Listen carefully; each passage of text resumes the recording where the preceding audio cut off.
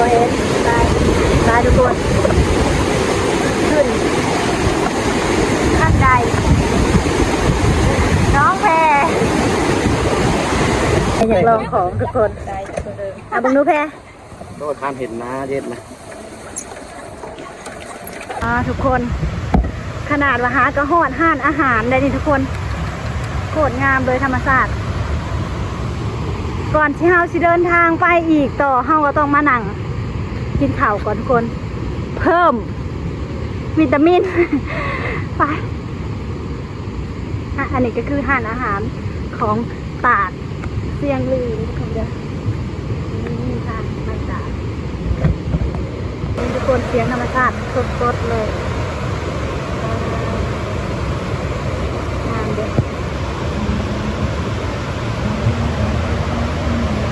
ครั้งแรกเลยทุกคนไม่เคยมาดิเสียงทุกคนหลังจากมาหอดน้องแพรก็ไปแปลงร่างมาแปลงร่างนะไปเขาจะลงมาเขาจะลงมาเราทางนั้นบ่ทางขึ้นเขาคือมาไวเถอะสนออันนั้นแม่แล้วว่าน้ำอันนี้ลูกสาวยังไม่ทันเอาน้ำมาบัตรสิไปจังเอาทุกคนน้องแพรแปลงร่างแล้วทุกคนเลยอันนี้คือห้านอาหารที่เฮาสิกินข้าวผักผ่อนจักหน่อยแล้วก็จะไปต่อเลยทุกคน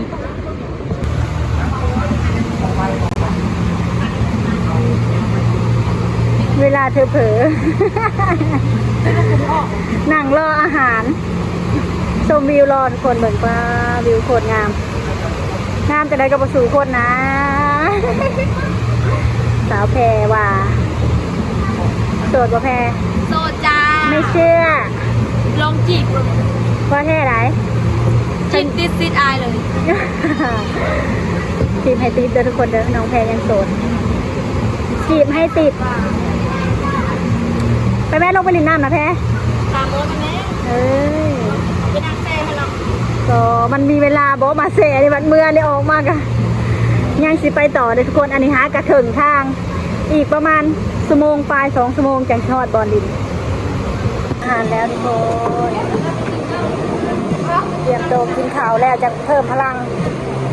เพิ่มพลังงานทันว่าแซ่บอ่ะอร่อยมาก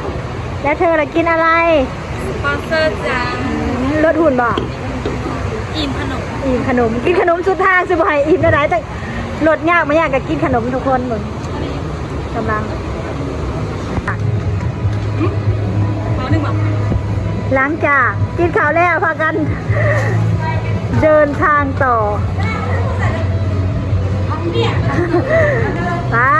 สายลุยไปทุกคน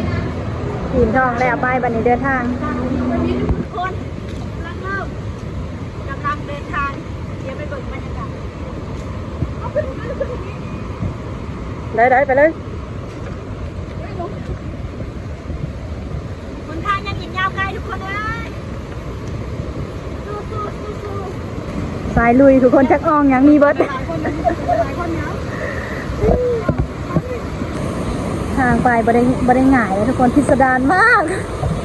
เผลอตกลงนี้ไม่ได้นะ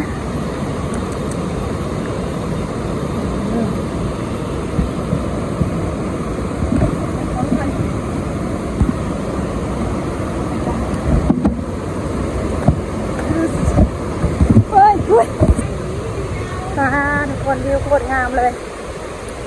ครั้งแรกของหน่อยแต่ว่าตอนขี่รถมาหาทางยากแต่บอกผิดว่ะมันจะงามไปนี่ได้เก็บภาพกันหรอไปทุกคนหลังจากถ่ายเก็บภาพแล้วเรียบร้อยไปหลังจากเก็บภาพแล้วสวยเลยทุกคนน้ำตูนเย็นแห้งเนาะแบบนี้เสร็จทุกคนโคตรค่ะ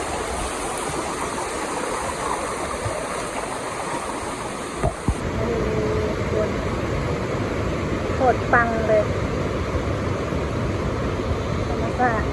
คนจริงมาหลายคนทุกคนอย่างก่อนเขาอย่างก่อน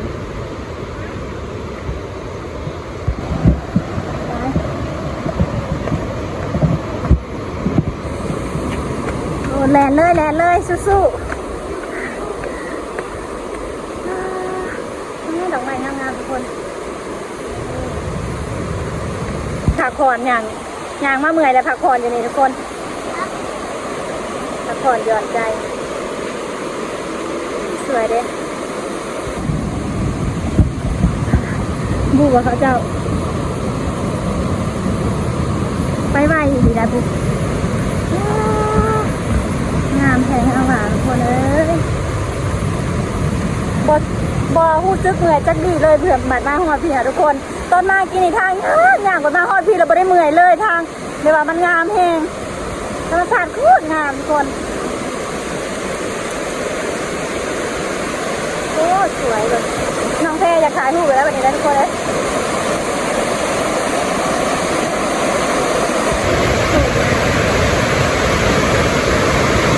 สวยมากทุกคนเหมือนทุกคนวิวโคตรงามย่านตลาดเด้ย่านตลาดเด้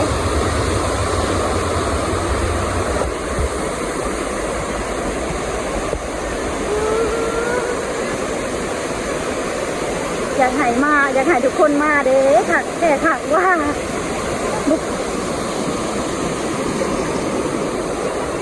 ไว้บอ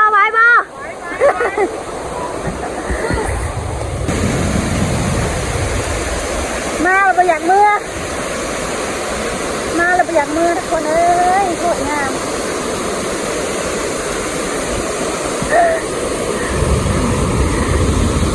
มาทางนั้นเผื่อสิฮอดทุกคน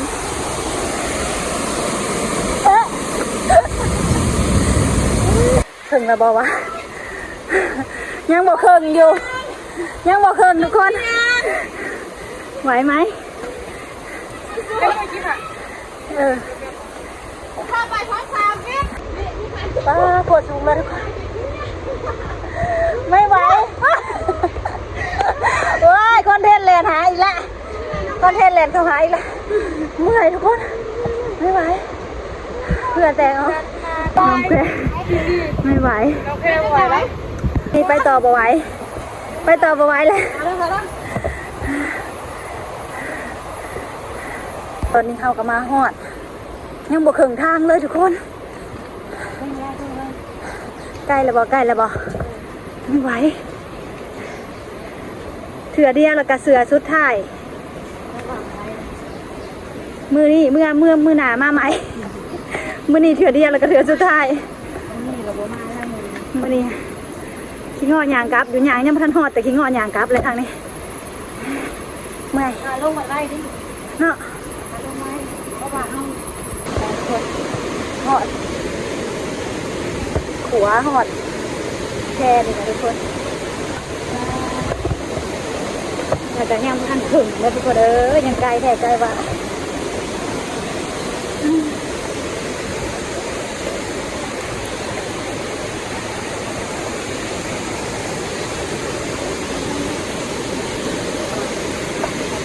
ธรรมชาติต้นไม้จะหล่อเลยสูงไปน้ำเท้ากันแล้วหยดเห็ดเสียวเด็กทุกคนเลยเสียวแท้สูงเท่าไรจะเพิ่งอ่ะเบิ่งทุกคนโอ้หยดเห็ดเด้หยดเห็ดอ่ะ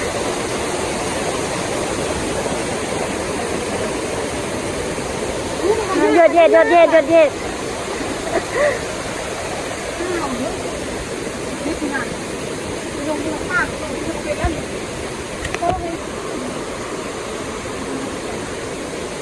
สวยงามเลยวิว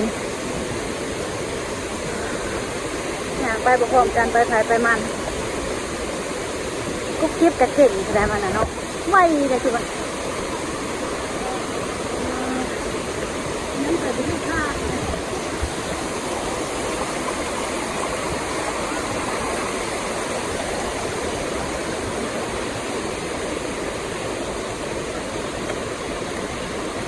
ไปประจนภัยทุกคนประจนภัยอยู่ในป่าโคตรงามวิว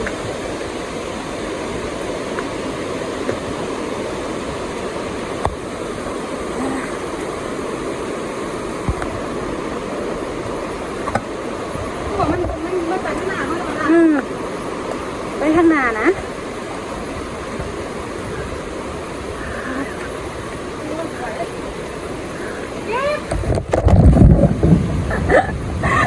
เกือบล่มตลาดแล้วมีปลาคุ้มเลยทุกคนใกล้แล้วหอดแล้วทุกคนเผื่อสิยางมาหอดเมื่อยทั้งมวนหอดแล้วสวยเราได้หาผมเขาไปหนังโซมิวแล้วผมเห็นไหมขึ้นไปเบิกก่อนได้เห็นแล้วไปหอดแล้วทุกคนไหวปะสวยสมกับคำลำลือดีพี่น้องเลยโคตรงามหอดแล้วพี่น้องน้ำจนกระเด็นมาหอดพี่โคตรงามเลยทุกคนโคตรสวยเลย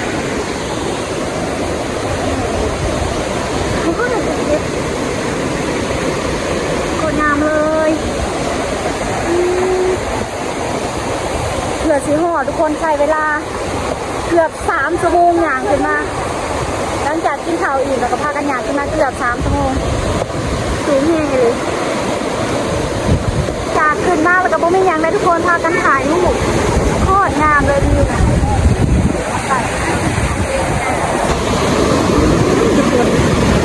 แล้วก็มีแต่พ่อแห้งโคตรงามเลยทุกคนต้องเปียกทุกคนเปียกหมดเลยทำไมเปียกเอามาเลยเปียก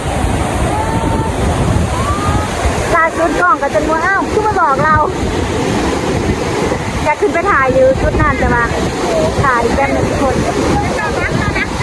หลังจากขึ้นมากับทุกคนพากันถ่ายรูปมีอย่างแล้วขึ้นมาในการพากันถ่ายรูปแต่ทุกคนตากเสียงลือมาหอนแล้วเด้อพี่น้องตากเสียงลือ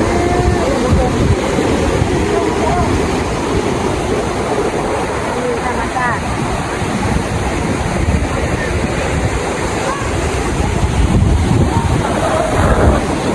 ในที่สุดเมื่อยกี่โมงแล้วคะเมื่อยเที่ยวแล้วก็มากินเมื่อยถ่ายรูปเลยนะทุกคนมากินต่อก็กินถูกบ่อนนะ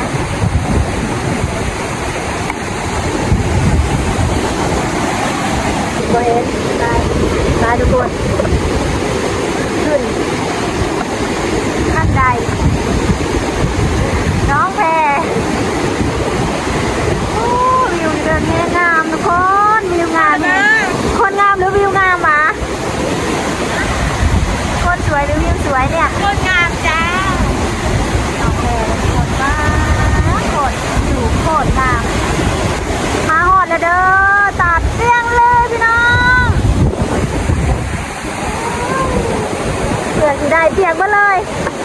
หลังจากขึ้นไปแล้วลงมาเป็นยังไงเหนื่อยมากทุกคนป้าทางคนมาไกลใช่ได้แต่แบดเบิร์ดก่อนก็เลยลงมาถ่ายอยู่หลุมมาสากแบดอยู่หลุมแบดเบิร์ดก่อนถ่ายวิวอะไรหลายซ้ำมาถ่ายเอาวิวคนสวยฮะจ้ะคือแบบตอนนี้ออกมาแล้วทุกคนเตรียมตัวสิกลับแล้วก็ออกมาหอดป้าเมื่อยแท้เมื่อยหวานทุกคนเอ้ยผมกระเปียกโทรศัพท์กับมีแต่น้ำกระเด็นใส่เตรียมตัวมาแล้วสิกลับบ้านอยากลองของทุกคนบังนูแพร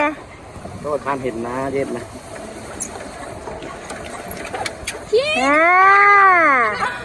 เอาแห้งยังมันก็จะมีจ่ายเลยได้เลยเมื่อเข็ดเนี่ยบ่ได้แต่ถ้าหกเนาะคนสัญญาณรถไฟก็เด้อกำลัง ลงจอดก็เด้อจะเดินทาง จอดอยู่ห้วยก็เด้อ บ้าน จอดรถมันดูมีเบรกเนาะจะค่อยบ่ได้เบรกมาครบมาติด ยางน้ำหลังเด้อยางน้ำหลังเด้อ 2 คนนะอีก 2 คน ได้มาแล้ว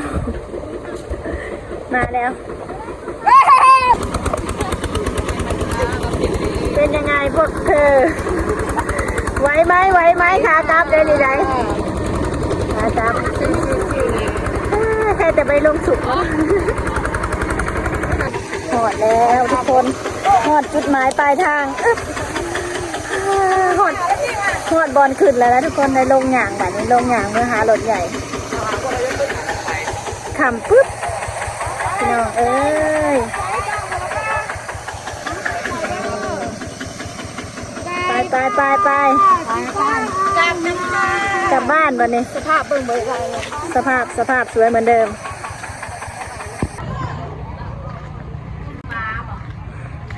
เลาะก่อน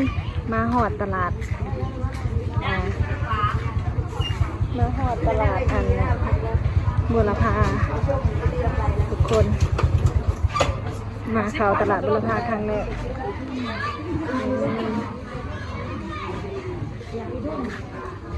มีธรรมศาสตร์ตลาดบุรพาขายดีบอ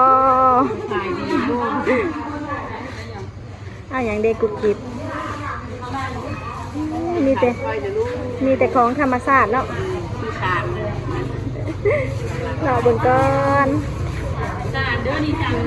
มีสารมีอะไรอีกเนาะหน่อใหญ่ค่ะคะเนาะนี่นี่ป้าหน่อบางใหญ่ชงเท่าไรสารนะ15กระป๋องกับ15ตัวนี้15ได้ขายดีจะบอกคนได้ขายคนมาหลายเนาะ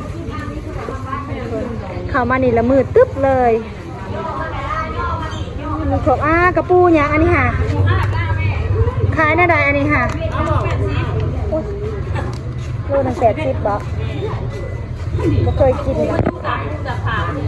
น่ะสติค่ะกระปูอย่างกระปูค่ายกระปูอย่างกระปูห้ามีกระปูลายแบบหลายอัน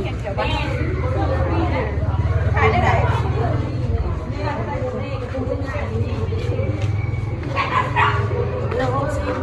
โล60บาทนี่ผ่านแซ่บบอกกระปูแซ่บกระปูแดงก็มีแดงก็ได้สติปอยู่ในสื่อทุกคนเลยจะซื้อไงซื้อหมากใหม่เมื่อตอนลูกชายมาบัวพาผัดลูกบ่สบายเพื่อนลูกน้องนวินเป็นไข่ทุกคนหมากมังกรโลเท่าไหร่